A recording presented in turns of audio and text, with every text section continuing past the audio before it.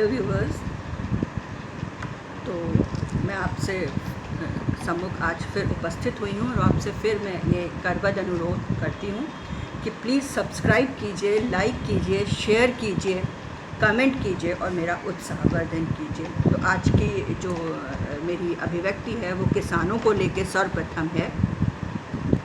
किसान बिल जो है फार्म लॉ 2020 जो है वो बिल का रूप ले चुका है और वो लोकसभा, राज्यसभा और राष्ट्रपति द्वारा अनुमोदित किया जा चुका है।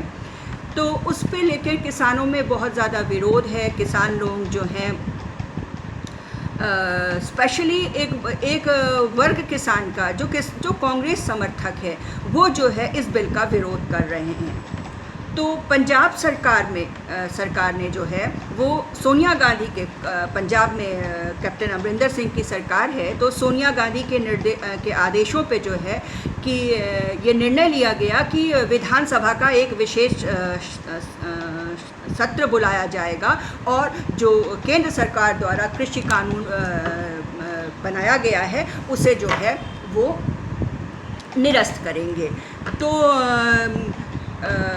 और लेकिन अभी सवाल उठता है कि ये एक स्पेशल जो है वो 19 अक्टूबर को एक स्पेशल सत्र बुलाएंगे, तो ये इनकी अगर पास भी हो गया तो क्या गवर्नर इसको अनुमोदित करेगा? क्योंकि गवर्नर तो जो है वो केंद्र के फेवर वाला गवर्नर पंजाब में है। तो ये महज समय की बर्बादी है, ये कुछ नहीं है। ये किसानों का ध्यान आकर्षण करना है अपनी तरफ कि किसानों को ये मैसेज देना है कि देखिए हम आपके लिए कितने फ़िक्रमंद हैं, कि हम आपके बारे में कितना सोचते हैं। जो बिल केंद्र द्वारा पास हो गया है उसको विधानसभा में निरस्त करना अपने राज्य के ऐसी स्थिति में केंद्र का कानून ही माना जाता है। ये मात्र समय की बर्बादी है। इस सिलसिले में एक प्रतिनिधि मंडल जो है वो दिल्ली गया था कृषि मंत्री से बात करने के लिए और वहाँ उनकी मीटिंग हुई और जो है लेकिन वहाँ पे कृषि मंत्री उस मीटिंग में नहीं आए। तो और जो किसानों का प्रतिनिधि मंडल गया था वो उन्होंने उस मीटिंग का बायकॉट कर दिया और जो बिल है उसकी कॉपियाँ फाड़ी और नारेबाजी की और जो है कुछ धरना प्रदर्शन किया। लेकिन कृषि मंत्री क्यों नहीं मिले और कृषि मंत्री से जब वो बात करने गए थे तो कृषि मंत्री और पीएम उस मीटिंग में क्यों नहीं थे? तो इसमें जो है जगजीत सिंह डल्लेवाला है, ये किसान नेता है। तो उन्होंने कहा कि वो तर्क दे रहे हैं कि 2006 से ये बिल जो है 2006 से बिहार में प्रैक्टिस है, लेकिन बिहार में तो कुछ भी नहीं हुआ। बिहार में कुछ प्रगति नहीं हुई, किसानों की कुछ उन्नति नहीं हुई। उल्टा बिहार में असफल रही। उल्टा बिहार के किसान पंजाब में आकर जो है वो कृषि क्षेत्र में काम कर रहे हैं। तो वो इस तरह का तर्क दे रहे हैं। वो कह रहे हैं कि इस तरह से मंडी ख़त्म हो जाएगी, एमएसपी ख़त्म हो जाएगी। अरे मंडी क्यों ख़त्म होगी? इस बिल के आने के बाद एमएसपी बढ़ाया गया है। किसानों को जो है सरकार तो किसानों का हित चाहती है और जो है पर किसान कह रहे हैं कि किसान को बिचौलियों से दिक्कत नहीं है तो सरकार को बिचौलियों से क्यों दिक्कत है? किसान अब तक बिचौलियों के मार्फत कर रहे थे, लेकिन देखा जाए एक आलू है, किसान 4 रुपये किलो में बेचता है और मंडी तक पहुँचते पहुँचते वो 40 रुपये किलो हो जाता है, वो 30 रुपये किलो हो जाता है। ये 20 के 26 रुपये और 36 रुपये कहाँ जाते हैं? बिचौलियों के पास जाते हैं। तो किसान कह रहे हैं कि हमें बिचौलियों से दिक्कत नहीं है तो सरकार को बिचौलियों से दिक्कत क्यों नहीं है? तो कांग्रेस जो है वो किसानों को भड़का के जो है सिर्फ वाहवाही लूटना चाहती है और ये बिल निरस्त नहीं हो सकता क्योंकि एक मेजॉरिटी के साथ जो है केंद्र से पारित हुआ है, अनुमोदित हुआ है और जो है ये बेवजह जो है समय की बर्बादी है, गुमराह करना है और इस तरीके से कांग्रेस जो है वो किसानों की राजनीति को चरम पे ले जाना चाहती है और किसान को अपने फेवर में करना चाहती है। बीजेपी की भी किसान रैली हुई जिसका कि किसानों ने विरोध किया और किसानों ने जो है किसान रैली का विरोध किया। अम्बाला में बीजेपी की किसान रैली हुई और जो है किसानों ने जो है इस कृषि बिल के विरोध में जो है टोल प्लाज़ा पे किसान बैठ गए, और जिससे कि टोल कलेक्शन नहीं हुआ, हालांकि लोगों को आने जाने दिया जा रहा था। और इसी तरीके से वो जो है रेल रोको अभियान चल रहा है उनका, रेल जाम करना, रोड जाम करना, ये अभियान चल रहा है। और पेट्रोल पंप जो कि अंबानी अडानी के पेट्रोल पंप पंजाब में हैं, उन पे जो है वो धरना प्रदर्शन कर रहे हैं। तो प्रोग्रेसिव किसान नेता जो हैं उनको इसमें कोई बुराई नहीं दिखती। उन्होंने वो करनाल के, रोहतक, पंचकुला, इनमें जो है जो प्रोग्रेसिव किसान नेता हैं वो कह रहे हैं कि ये बिल में जो है कोई बुराई नहीं है, और ये बिल जो है किसानों के हित में है। ये तो हो गई किसान बिल और कांग्रेस की राजनीति। ये कांग्रेस ही है जो किसानों को भड़काने का काम कर रही है और अपना व्यक्तिगत राजनीतिक लाभ, अपनी राजनीतिक रोटियां इस तरीके से वो सेकने की कोशिश कर रही है। दूसरी जो प्रमुख खबर उभर कर आई है वो है महाराष्ट्र से। महाराष्ट्र की सियासत पर उद्धव सरकार से जो है उंगली उठी कि जब आपके बार खुल सकते हैं, जब आपके यहाँ रेस्टोरेंट खुल सकते हैं, सिनेमा हॉल खुलने जा रहे हैं और जो है मॉल खुल रहे हैं, तो मंदिर क्यों नहीं खोला जा रहा। तो कंगना रनौत भी इसके फेवर में आई और कंगना रनौत ने भी कहा कि मंदिर क्यों नहीं खोले जा रहे हैं, सिद्धि विनायक मंदिर क्यों नहीं खोला जा रहा है, सोमनाथ का मंदिर खुल गया और भी वैष्णो देवी मंदिर खुल गया, तो महाराष्ट्र में ही मंदिर को खोलने पे क्यों नहीं खोला जा रहा है। क्या उद्धव सेकुलर हो गए? उद्धव तो ऐसे नहीं थे। उद्धव ने तो राम मंदिर के निर्माण के लिए जो है वो आगे आए थे। तो उद्धव क्या कांग्रेस से हाथ मिलाते ही सेकुलर हो गए हैं? भगत सिंह कोश्यारी ने भी एक पत्र लिखा और उसमें इस बाबत उन्होंने जो है उद्धव सरकार से कहा कि मंदिर को खोला जाए। क्या जनजीवन सामान्य करने की श्रेणी में मंदिर खोलना नहीं आता है? क्या मंदिर को भी खोला जाए जैसे और चीज़ों को खोला जा रहा है? तो उस पर तुरंत ही उद्धव सरकार ने भी भगत सिंह कोश्यारी को अपनी टिप्पणी दी और जो है जवाब दिया और कहा कि जिस प्रकार से लॉकडाउन करने में जल्दबाजी की गई, ठीक उसी प्रकार से मंदिर खोलने में भी लॉकडाउन करना जो है, जल्दबाजी करना जो है वो गलती रही। वैसे ही अगर मंदिर को अभी हम जल्दी खोल दें तो ये भी एक गलत निर्णय साबित होगा, इसलिए मंदिर अभी नहीं खुलेगा। और इस तरीके से जो है उद्धव को इस मंदिर न खोलने के सिलसिले में लेकर आड़े हाथ लिया जा रहा है और उनको सेकुलर कहा जा रहा है। तीसरी जो प्रमुख खबर प्रमुखता से उभरी है वो है बाइकॉट का। तो ये जैसा कि पहले भी पता लग गया था कि 34 प्रोडक्शन कंपनियां हैं जिन्होंने जो है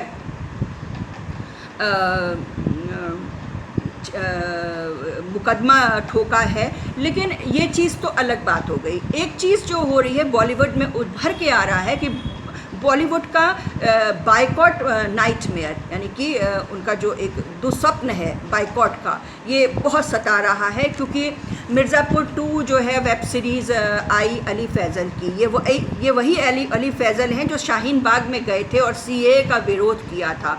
और जो है जबकि उनको सीएए की ABCD भी नहीं पता थी, मात्र पब्लिसिटी के लिए वो शाहीन बाग में कूद गए। इससे इनकी बहुत किरकिरी हुई। ये अली फैज़ल जो है मिर्ज़ापुर 1 वेब सीरीज़ के नायक हैं, जो कि जिसने बहुत लोकप्रियता हासिल की थी। और जो है लेकिन जब ये शाहीन बाग में सीएए का विरोध करने को कूदे और बिना किसी जानकारी के मात्र पब्लिसिटी के लिए, तो सोशल मीडिया ने इसका बाइकॉट किया और मिर्ज़ापुर 2 जो है औंधे मुँह गिरी और मुंह के बल गिरी और उसको कोई समर्थन नहीं मिला, क्योंकि अली फैज़ल के विरुद्ध जो है सोशल मीडिया में एक मुहिम चल गई।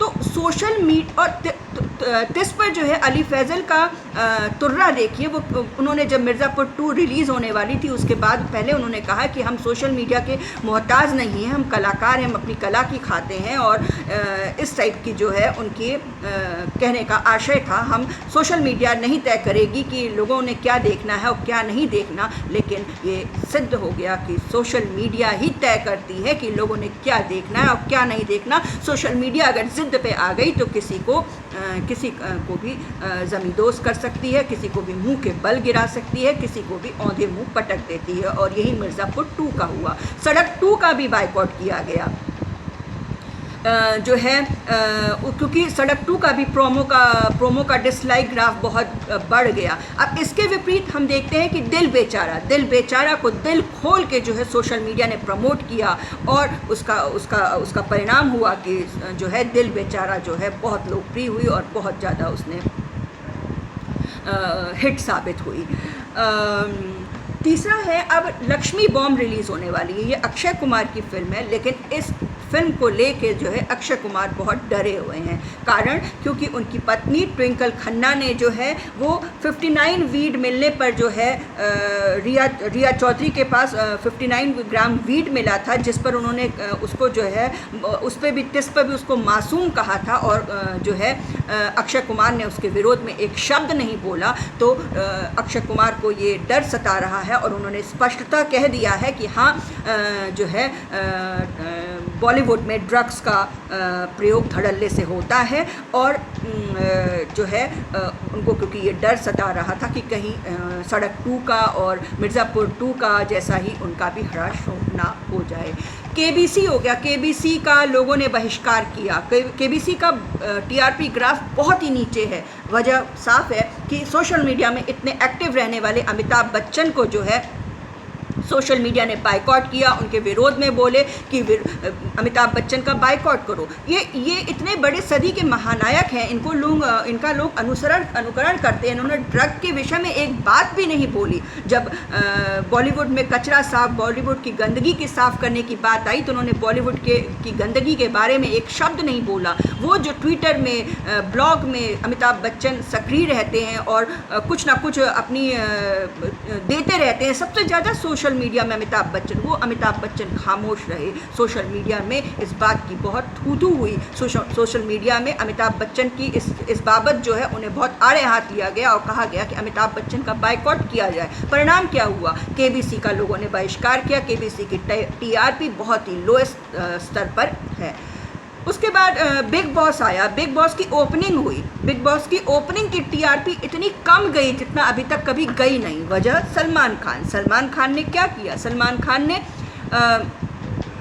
अर्नब गोस्वामी का विरोध किया और अर्नब गोस्वामी का विरोध करने के साथ साथ जो है अर्नब गोस्वामी की खिल्ली उड़ाई। उन्होंने कुछ इस तरीके से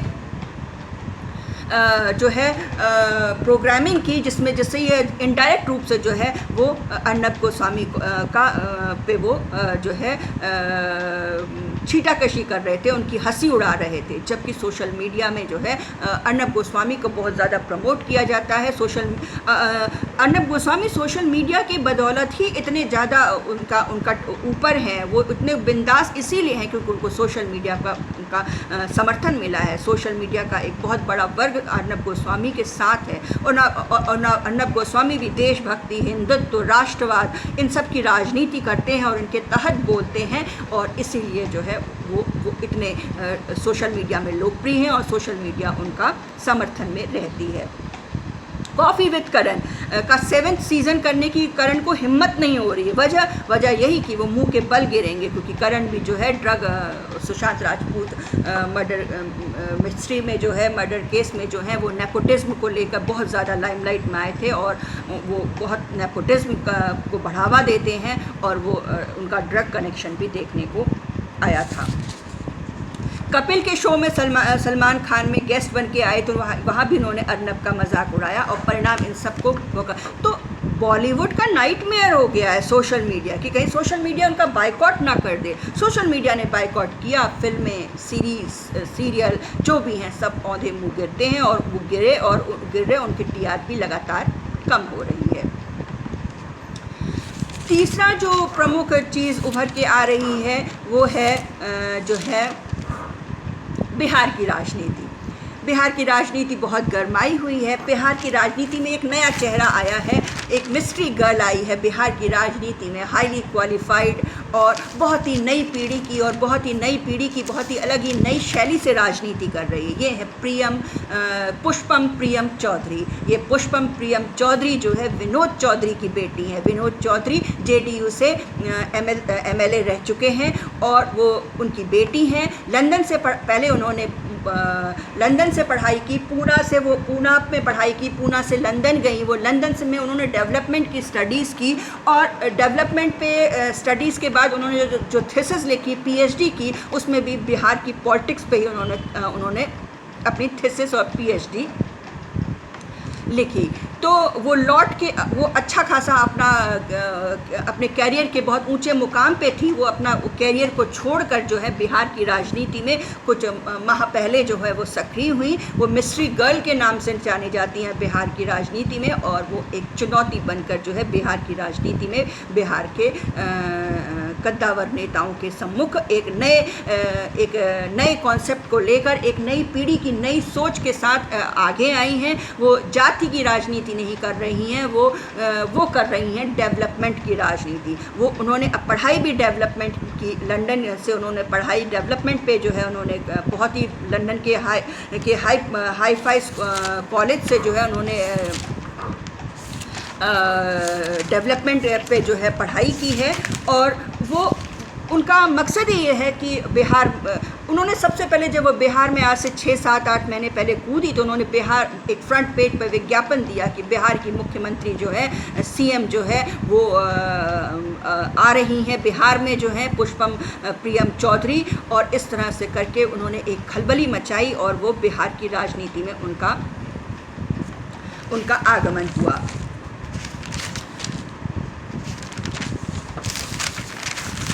ये पुष्पम चौधरी जो हैं विनोद चौधरी की बेटी हैं। विनोद चौधरी जेडीयू से हैं। तो जब विनोद चौधरी से पूछा गया कि क्या आप अपनी बेटी के विरुद्ध जाएंगे, तो उन्होंने कहा मैं अपनी बेटी को अपना नैतिक समर्थन दूंगा। मेरा नैतिक समर्थन मेरी बेटी के साथ है, मेरा आशीर्वाद उसके साथ है।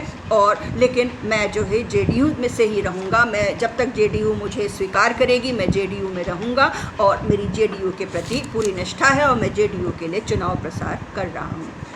तो ये जो प्रियम चौधरी हैं, पुष्पम प्रियम चौधरी, ये रूरल डेवलपमेंट की बात करती हैं, ये इकोनॉमिकल डेवलपमेंट की बात करती हैं। ये जो है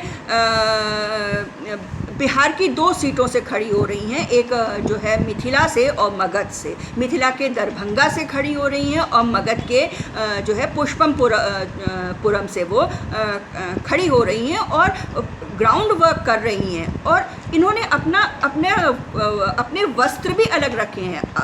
जो अमूमन जो नेताओं के वस्त्र होते हैं वो सफ़ेद वस्त्र पहनते हैं, वो सफ़ेद वस्त्रों में रहते हैं। और इन्होंने अपना पूरा वस्त्र जो है इवन सैंडल से लेके जीन्स से लेके टॉप तक, और मोस्टली वो वेस्टर्न जीन्स टॉप में दिखती हैं और उसमें जो है वो काले लिबास में है। उन्होंने मास्क भी अपना काला ले रखा है, उनकी सैंडल भी काली है। मतलब पूरा काला को लेके जो है वो काले रंग को लेकर आज तक की जो पॉलिटिकल ड्रेस वाइट कलर की होती थी उसको हटा के जो है उन्होंने इस ड्रेस ब्लैक कलर को स्वीकार किया है। और वो इस ब्लैक कलर में जो है वो ground to ground reporting, ground to ground जो है कंपेन करती हैं, लोगों के पास जाती हैं। वो कहती हैं कि वो आपकी बेटी आई है, बिहार की बेटी है, मुझे बहुत दुख होता है बिहार की ये दुर्दशा देकर। 15 साल नीतीश को बिहार ने दिए, बिहार ने क्या किया? जब वो कहती हैं हमारा डेमोक्रेसी कहता है कि जब कोई नेता काम नहीं करता है तो उसको हटाया जाए। हर 5 साल में हमको अपने नेता बदलने का अधिकार दिया गया है, चुनो उन्हें जो आपके लिए काम करे। तो वो बहुत शुद्ध हैं। वो बिहार में उद्योगों को लेकर कहने कि सारे उद्योग बंद हो गए, सब सिख हैं। जबकि अभी लेटेस्ट एक नीतीश का भारद्वाज का बयान आया जिसमें वो कहते हैं कि बिहार में उद्योग हो ही नहीं सकता क्योंकि बिहार समुद्र के किनारे नहीं है। उद्योगों को पनपने के लिए समुद्री किनारों का समुद्र से लगा होना बहुत ज़रूरी है। लेकिन ये चीज़ गलत साबित हुई और वो पुष्पम चौधरी जो उद्योग की बात करती हैं, इन्हें जो है नीतीश पर वार करने का अच्छा मौका मिल गया। वो बिहार में उद्योग को पुनः जो है पुनर्जीवित करने की बात कर रही हैं। कह रही हैं वो सीएम बनेंगी तो सारे उद्योगों को पुनर्जीवित करेंगी। और बिहार का, वो कहती हैं बिहार का वो लोगों के बीच जाके बैठ रही हैं, जो बिहारी प्रवासी मजदूर जो लौट के आए हैं उनसे बातचीत कर रही हैं, उनसे पूछ रही हैं। कोई कह रहा है कि वो तमिलनाडु से आया है, कोई कह रहा है कि वो फला जगह से आया है, दिल्ली से, कोई कह रहा है मैं गुड़गांव से आया हूँ काम छोड़ के। तो वो कहती हैं कि तुमको इन सब जगहों में जाओगे, अगर काम शुरू हो गया, वो कह रहे हैं अभी ट्रेनें नहीं शुरू हुई, कैसे जाए। वो कह रहे हैं अगर आपको यहीं काम मिल जाए तो क्या आप यहीं रहेंगे। तो सब एक स्वर में कह रहे हैं क्यों नहीं रहेंगे, अपने देश में रहेंगे, खर्चा बचेगा, किराया बचेगा और बच्चों के साथ रहेंगे, बाल बच्चों के साथ रहेंगे, इससे अच्छा और क्या हो सकता है। तो वो कह रही हैं कि अगर बिहार में वो जो है उद्योगों को पुनर्जीवित करेंगी, जो सारे ताले पड़ गए हैं जिन उद्योगों पे उन्होंने फिर से खोलेंगी। और बिहार के पास सब कुछ है, बिहार सब कुछ कर सकता है, बिहार क्यों इतना पिछड़ा है। तो इस पे वो बात करती हैं और उनके तेवर बहुत ही हाई हैं। वो उनकी पार्टी में कोई इस तरह के सामान्य लोगों को ही उन्होंने 40 लोगों को टिकट दी है और उनकी पार्टी का नाम है प्लूरल पार्टी। प्लूरल्स जैसे कि आप समझते हैं, सिंगुलर प्लूरल मतलब बहुसंख्यक, यहाँ उनका मतलब बहुसंख्यक से है, आम आदमी नहीं, आम आदमी नाम नहीं दिया उन्होंने, प्लूरल्स नाम दिया। तो उनकी पार्टी का नाम प्लूरल्स है। और इससे जो है एक सूर्यवत्स नामक कैंडिडेट खड़े हो रहे हैं प्लूरल से। और वो क्या कर रहे हैं, उनके पास कुछ पैसा नहीं है, इवन उनके पास नामांकन भरने के लिए तक पैसा नहीं है। तो वो गमछा फैला के अपना लोगों से भीख मांग रहे हैं और नामांकन के लिए कलेक्शन कलेक्ट कर रहे हैं। और ये जो है वो जुमई और झाझा की जनता से भीख मांग रहे हैं और कह रहे हैं कि वो उनको जयप्रकाश आंदोलन जब हुआ था, जयप्रकाश आंदोलन में क्या किया गया था, कहा था एक नोट एक वोट। मतलब प्रियम चौधरी क्या कह रही हैं, पैसा भी जनता से मांग रही हैं, जनता से वोट भी मांग रही हैं और कह रही हैं कि वो बिहार की बेटी है और उनको जो है वो सफल बनाया जाए। तो क्राउड फंडिंग से वो फंड्स ले रही। जब उनसे फंड्स की बात पूछी गई कि भाई आपके पास इतनी फंडिंग कहाँ से आ रही है, चुनाव लड़ना कोई मजाक नहीं है, चुनाव लड़ने के लिए सबसे, भारत का चुनाव जो है बहुत ज़्यादा पैसों पे किया जाता है, बहुत ज़्यादा पैसे खर्च किए जाते हैं, कैंपेन पे, रैली पे, हर चीज़ पे पैसा खर्च होता है। तो आपको फंडिंग कहाँ से मिल रही है। उन्होंने तपाक से जवाब दिया कि औरों को कहाँ से फंडिंग मिलती है। फिर उन्होंने कहा मैं खुलासा करती हूँ, हम क्राउड फंडिंग से फंड इकट्ठा कर रहे हैं, जनता ही हमें पैसा दे रही है और जनता ही हमें वोट भी देगी। तो ये जो पुष्पम प्रियम चौधरी हैं बहुत आक्रामक हैं, ये नई पीढ़ी का प्रतिनिधित्व करती हैं, इनमें एक जोश है, इनमें करने का जज्बा है। देखें बिहार की जनता इन्हें कितना मौका देती है, कितना वो परिवर्तन के तहत जो है प्लूरल्स पार्टी को आगे लाती हैं। इस बार के बिहार इलेक्शन में पता चल जाएगा कि प्लूरल्स पार्टी में कितना दम है। तीसरा जो खबर आ रही है वो आपकी जो है कश्मीर से आ रही है। कश्मीर में फ़ारूक अब्दुल्ला रिहा हुए। उन्होंने चीन से हाथ मिलाने कहा कि चीन जितनी भी लेह में गतिविधियां कर रही हैं वो कश्मीर मुद्दे में 370 और 335A और के हटने से नाराज़ है, इसलिए चीन जो है ऐसी गतिविधियां लेह में कर रहा है, वो चीन से हाथ मिलाएंगे। हालांकि एनसी ने अपना पल्ला, नेशनल कांग्रेस ने अपना पल्ला झाड़ लिया कि उनका व्यक्तिगत बयान है। लेकिन कल की खबरों में ये आया कि मुफ्ती जो है महबूबा मुफ्ती भी रिहा हो गई और महबूबा मुफ्ती ने भी रिहा होते ही अपनी राजनीति शुरू कर ली। उनकी राजनीति का विषय ही क्या है, 370-35A, वो उस पर अपनी जो है उनको फिर से बहाल करने के लिए जो है वो फिर से राजनीति करने लगी हैं। वो इन 370 और 35A वो कहती हैं कि वो फिर से बहाल करेंगी, इसके लिए वो संघर्ष करेंगे। इसके लिए के तहत जो है फ़ारूक अब्दुल्ला, महबूबा मुफ्ती और सज्जाद लोन और कई और लोगों ने मिल के जो है महबूबा के बंगले पे जो है मीटिंग की। बहुत बड़ा बंगला है, इस बंगले का ये जो सरकारी खर्च से ये बंगला है इनके पास, इन सभी नेताओं के पास, ये जो फ़ारूक अब्दुल्ला, महबूबा मुफ्ती, अमर अब्दुल्ला, इन सब के पास सरकारी बिल्डिंग है। महबूबा मुफ्ती को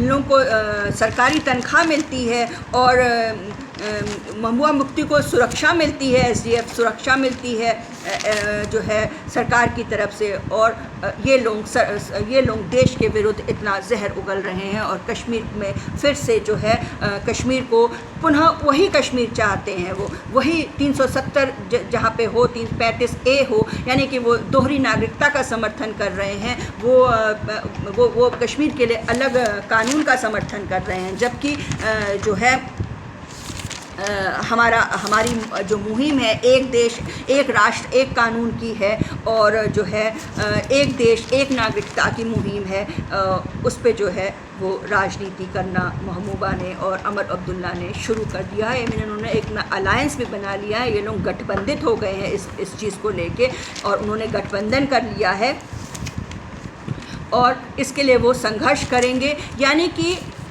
ये लोग रिहा हुए नहीं कि इन्होंने अपना रंग दिखाना शुरू कर दिया, इन्होंने अपनी देशद्रोही मानसिकता दिखानी शुरू कर दी। ऐसे देशद्रोहियों के अगेंस्ट कार्रवाई होती क्यों नहीं है? इन देशद्रोहियों से ही जो है देश खोखला हो रहा है, जो है इन देशद्रोहियों से देश को आज़ाद करने की ज़रूरत है। इन जिहादी मानसिकताओं वाले लोगों से देश को से बचाने की ज़रूरत है। क्यों नहीं इनके लिए एक कठोर कानून बनाया जाता है ताकि ये अपनी जिहादी मानसिकता पर जो है पर रोक लगाएं। महबूबा मुफ्ती जैसे ही रिलीज़ हुई, उन्होंने एक ब्लैक स्क्रीन और ऑडियो जो है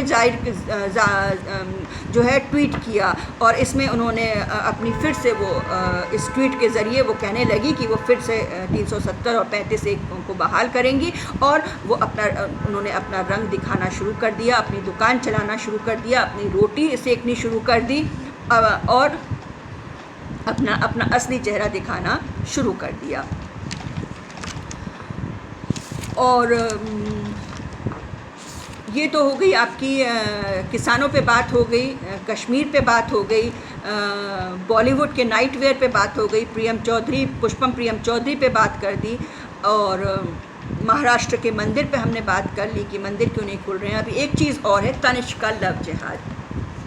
तनिष्क ने कुछ दिन पहले अपना एक एडवर्टाइजमेंट लॉन्च किया था, जिसमें उन्होंने जो है एक हिंदू लड़की को जो है मुस्लिम परिवार की बहू दिखाया, और उसमें जो है बहू जो है प्रेग्नेंट होती है तो उसकी गोद भराई की रस्म होती है, और तो बहू प्रश्न करती है अपनी सास से कि आपके यहाँ तो गोद भराई नहीं होती है, तो आप गोद भराई की रस्म क्यों कर रहे हैं? तो उन्होंने कहा हमारे वहाँ गोद भराई की रस्म ना होती हो, लेकिन बेटियों को खुश रखने की रस्म तो हर जगह होती है। तो इसको लव जिहाद का एंगल दिया जा रहा है। क्या इस प्रकार से इसको कुछ लोग इसके समर्थन में आए, कुछ लोग इसके विरोध में आए, जबकि सोशल मीडिया में जो है ये विज्ञापन बहुत ट्रेंड हुआ और इसमें इसकी बहुत ही आलोचना हुई। इसमें लव जिहाद को प्रमोट करने वाला विज्ञापन बताया गया, और ये कहा गया कि क्यों नहीं ऐसा दिखाया जाता विज्ञापनों में या बॉलीवुड के फिल्मों में कि एक मुस्लिम जो है लड़की जो है हिंदू घर की बहू बनती है। ऐसा क्यों नहीं दिखाया जाता कभी? हमेशा यही क्यों दिखाया जाता है कि एक हिंदू लड़की मुस्लिम परिवार की बहू बन रही है?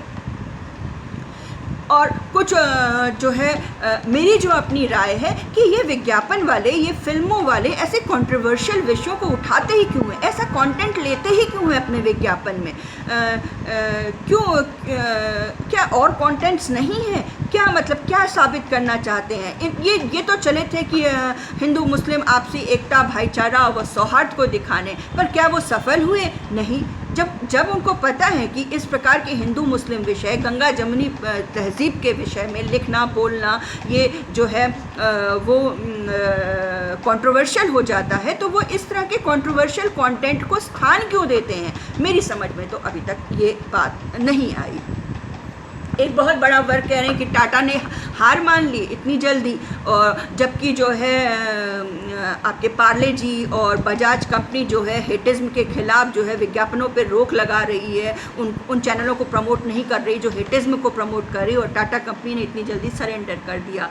तो जो सेकुलर गैंग है वो ऊपर उठ रहा है, कह रहे हैं इतना अच्छा मैसेज दे रहा है ये विज्ञापन, इस विज्ञापन को फिर से बहाल किया जाए। फ़िलहाल जो भी हो, सब अपनी अपनी राजनीति ही कर रहे हैं, और मेरा अपना व्यक्तिगत विषय है कि इस प्रकार के कंट्रोवर्शियल विषयों को कंटेंट बनाना ही नहीं चाहिए। तो हालांकि मैसेज वो अच्छा दे रहा है, लेकिन एक विचारणीय विषय साथ में ये भी हो जाता है कि क्यों नहीं इस तरीके से दिखाया जाता कि जो है मुस्लिम लड़की हिंदू घर की बहू बन रही है, ऐसा कभी क्यों नहीं दिखाते। तो ये हो गई आज की जो प्रमुखता से जो खबरें आज कल परसों और 2-4 दिनों में जो हावी रही उसका विश्लेषण हुआ। और साथ में जो है मैं आपसे फिर से करबद्ध अनुरोध करना चाहती हूँ कि प्लीज़ मेरे चैनल को लाइक कीजिए, सब्सक्राइब कीजिए, शेयर कीजिए, कमेंट कीजिए, मेरा उत्साहवर्धन कीजिए, प्लीज़ प्लीज़ प्लीज़।